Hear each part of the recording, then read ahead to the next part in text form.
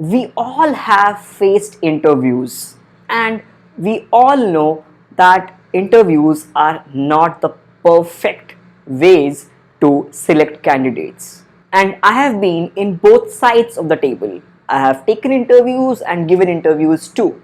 So I feel that there's a need to model this problem mathematically. And what I will do is I will set up a probabilistic model and then try to find out an optimal solution to this problem. Now, obviously, my treatment is purely academic in nature and I'm not worried about how to implement this probabilistic model. That is for practitioners, that is for people who are in HR or in HR analytics. So, what I will be doing is I'll be setting up the probabilistic model for this. So, how shall we go about it? We all know that not all candidates are meant for the job, which means they are not fit for the job. So essentially there is a certain number of candidates who are fit for a particular job.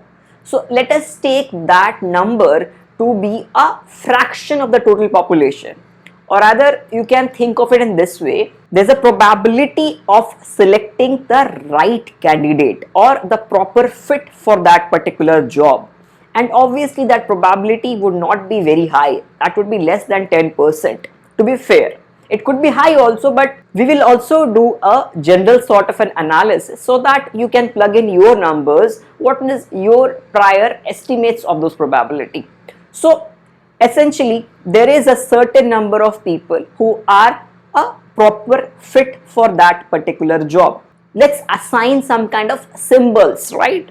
P G is the probability that a randomly selected person is good, or rather a randomly selected person is the proper fit for that particular job. Now this good should not be construed as a good in that real sense of the word good, but in the sense of fitment to the role. So don't take it in other ways that there is only a limited number of people who are good. I'm not saying that. Everybody of us is good. Each one of us is good. It's just that, is that candidate right fit for that particular job we are looking for? Is that role right for that particular person? So that probability is PG. That would be definitely low because not everyone does everything.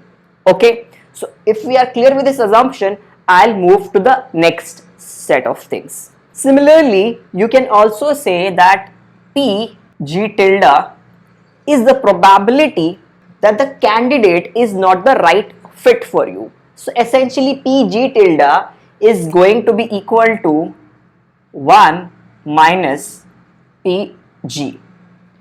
Now what is the next thing which we need to take into account? Not every day is the best day for any one of us, and not every day we perform to the fullest. So there must be a probability of a good candidate, or rather a proper, I should say a proper fit. So henceforth I will be using proper fit. So the probability that a proper fit for that job will perform well in the interview is going to be a probability, and that probability is P W G. So essentially that proper fit denoted by G is performing well, so denoted by W. So P W G or P sub W G, whatever you may call this symbol as. Now similarly I can say that a not so proper fit candidate would also perform well with some probability. That is P W G tilde. So essentially a proper fit would perform well with some probability, and not so proper fit would also perform well with some probability. We can assign these some numbers to play with, right? So let us assign this number to be 9% or 0.9, and let us assign this to be 0.9 or 90%, and let us assign this as 0.3 or 30%. So all I'm saying is that out of a pool of candidates, 9% or 0.9 are proper fit for that particular job and the remaining are not proper fit. P, G tilde. And the good candidate, or rather the proper fit candidate, will perform well in the interview 90% of the times, or 0.9 probability. A not so good fit candidate can also perform well in the interview with a 30% probability or 0.3 probability. So if we are clear so far, we will move to the next step. Now let us say the candidate's interview has gone well. Now obviously we need to select the candidate. We definitely don't select everyone who has performed well in the interview. We can have a one more round, or we can just select more candidates and filter them out on some other parameters like the way they present themselves, the way they have sent their resume, which colleges they have studied in. So these are parameters which generally are sometimes missed from an interview. So after that interview has went well, we need another stage. That stage could be one more interview, or that stage could be a own sort of a selection in which we think of other things apart from the interview, the CV, the college degree and the certifications. So the second stage can be thought of as either a random sampling in which we are just tossing a coin or rolling a die and choosing candidates, or just looking at the CV and thinking of which of them are good for my particular requirement. Now the second stage which I am modeling, I am not giving it some kind of performance based probability, but a random probability, because to make the model easier. So to make the model easier, the second stage after the interview has went well, I will be making it a random event, right? So if I have selected 10 candidates from the interview, or let's say 10 candidates have seen a good interview or seen through a good interview, then out of those 10 I might choose 1, 2, 3 depending upon how I am selecting those candidates. So there has to be a probability that a candidate is selected or chosen provided they have performed well in the interview, PSW. Now you don't have to think it of as probability, you can think it of as a kind of a lottery, right? So if you have seen 3 people who are good enough from the interview stage and you want to just take one of them, so 1 by 3 is your PSW. Or if you have taken 7 people from this stage, interview stage, and you are going to just choose 2 out of those 7, so 2 upon 7 is P sub SW. So this is a kind of lottery, right? So let us assign this some kind of number. We can think of this as X, or let's leave it right now. We will just deal with this later. We will come to know where to use this. So this is the basic framework with which we will proceed ahead.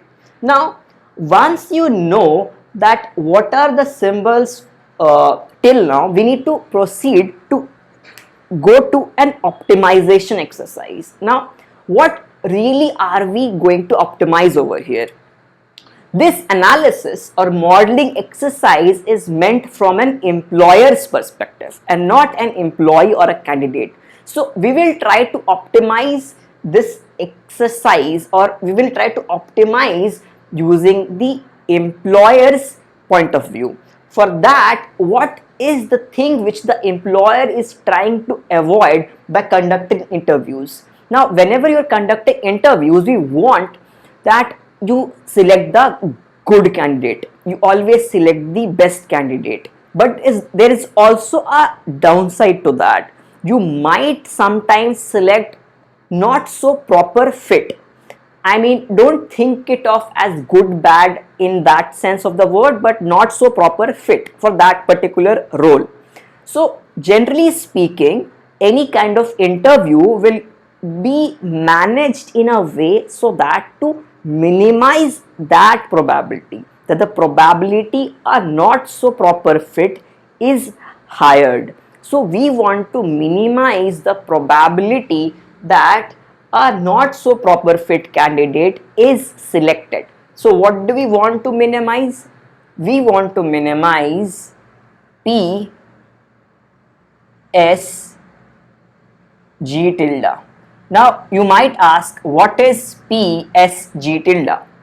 Now if you have followed so far, S means selection of the candidate and G tilde means not so proper fit. So PSG tilde is probability that a not so proper fit is selected or hired. And what is the analog for proper fit? The analog for proper fit is PSG. So PSG over here is probability that a proper fit is selected or hired, and PSG tilde is the probability that a not so proper fit is selected. Now let's try to put some more numbers to this analysis, right? So far we know this number and this number.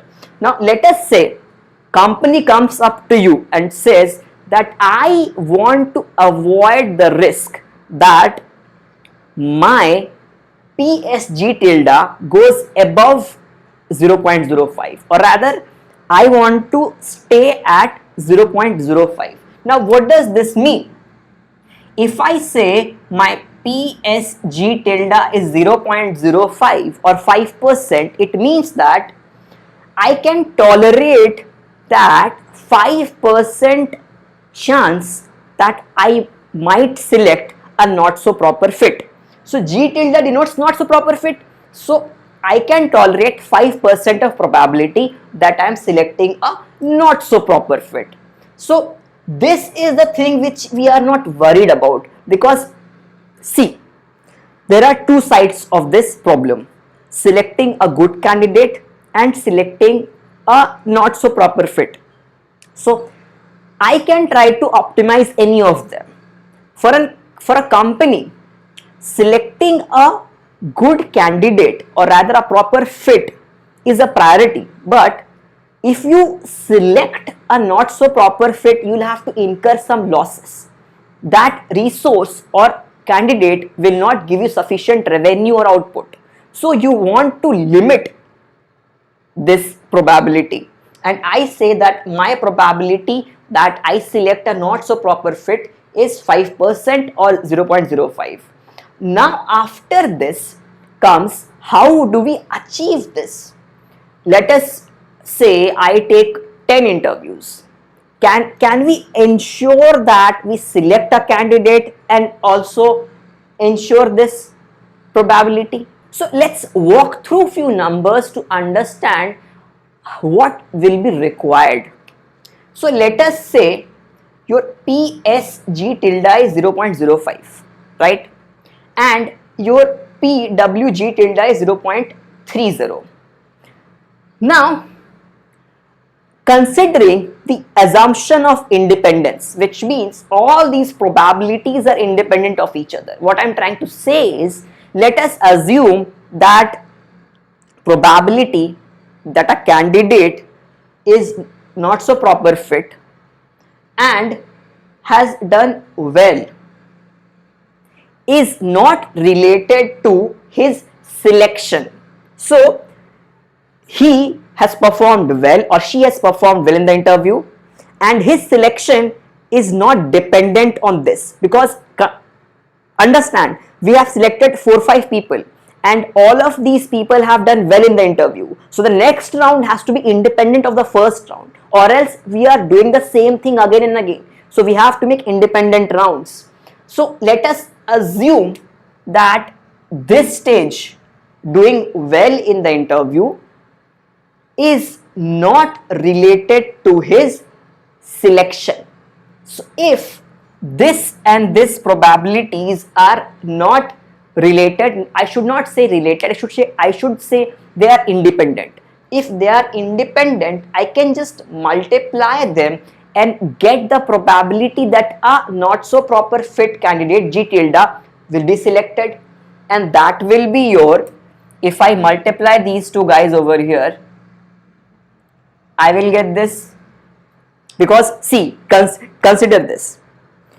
You have a not so good candidate and he has done well in the interview. It's the first stage, stage 1. And after he has done well, he has been selected, stage 2. No, he has done well and selected stage 2. So stage 1 multiplied by stage 2 will give you the final selection. So I know stage 1 and the final. So I can calculate the stage 2 probability. So this probability will be equal to 0.05, which is the final probability, upon 0.3. So this will be giving you 1 upon 6. So 1 upon 6 is the probability with which we should select a candidate after his interview has gone well. So another way of thinking is, let's select 6 candidates whose interviews have gone well and then choose one of them. So that is what we will be going to do. So if we have to fill one position, we will select 6 candidates from the interview and then choose one of them. That will be giving us the desired criteria of not going above this threshold. So once we know this, that we need to select 6 candidates from the interview and then we will shortlist one of them. So our task becomes easier. Now all we need to find out is how many number of people we have to interview. Because see, this is the thing which we are trying to optimize. Because if you keep on interviewing, it may happen that at the third interview you may realize that I have got a very good candidate or a proper fit. But chances of you going wrong could be very high. But if you take a lot of interviews, chances of you being right about your selection goes high. But obviously you cannot be at both the extremes. You have to find an optimal, because every interview brings to you a cost and every bad selection also brings to you a cost. So I want to find the number of interviews I need to select one candidate, when this is my selection criteria, that if the interview has gone well, I will select 1 upon 6 times or 1/6 of the people. So let's go to this stage. Let us say that I want to have one candidate selected finally. Let us say capital N is the number of interviews I am taking.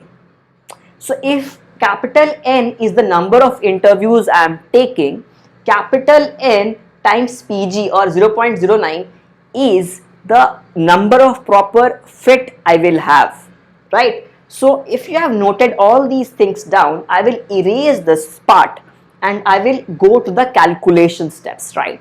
So you can just pause the video and note these things down if you want to, or you can come back later to this part of the video, and I will go to the calculation part next. So N times PG, this is the number of proper fit. Now what is the probability that these guys will perform well in the interview? PWG.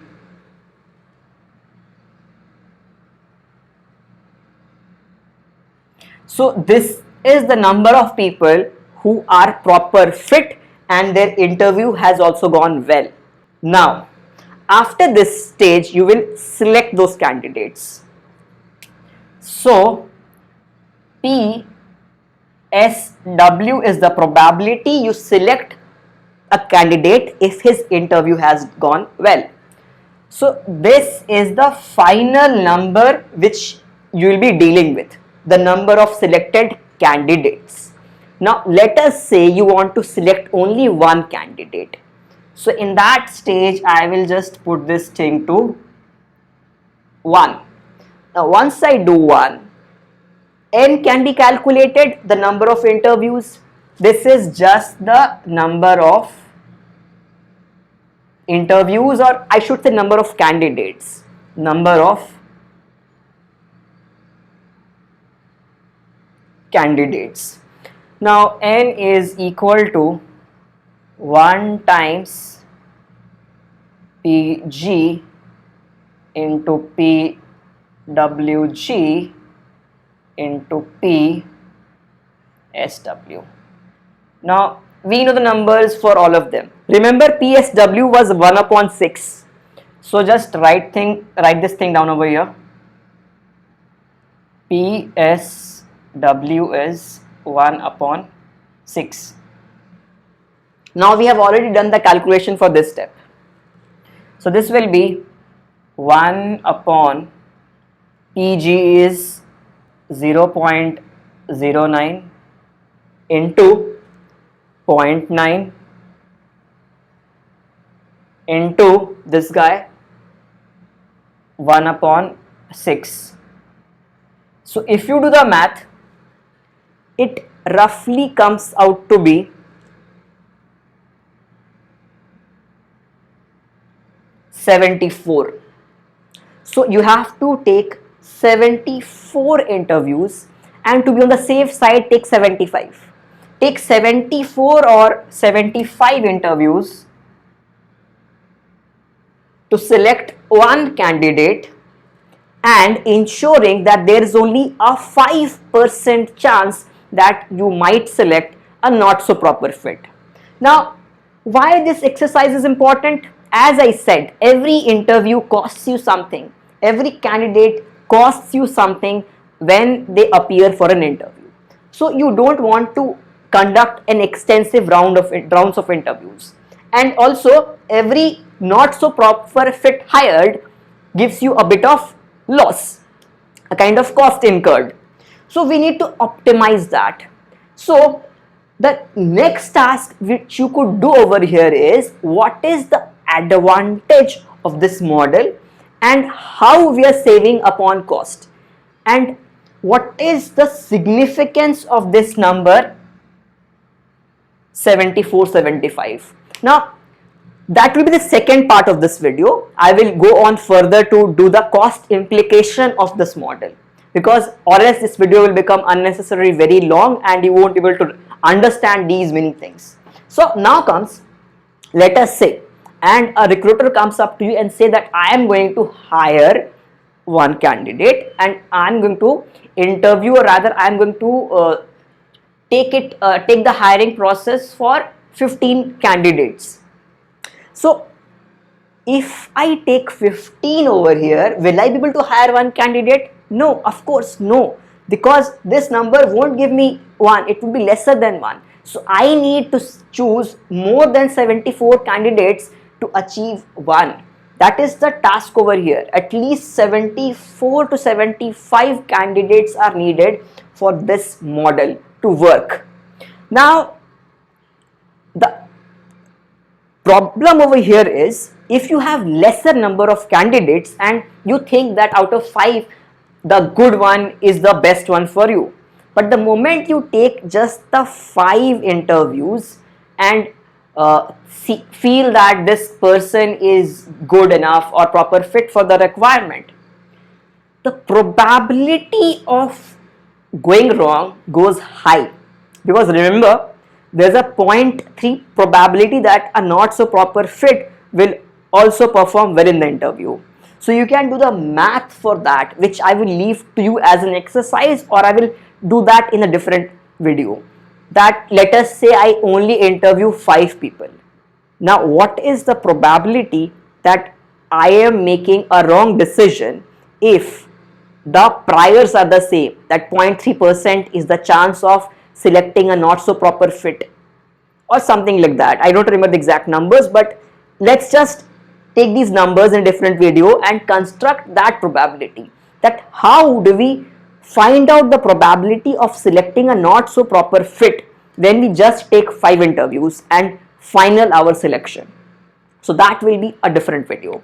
So as far, I will also give you an Excel sheet for this exercise over here, so that you can just manipulate these numbers and play around to check what will happen if I make n to be this number or pg to be that number.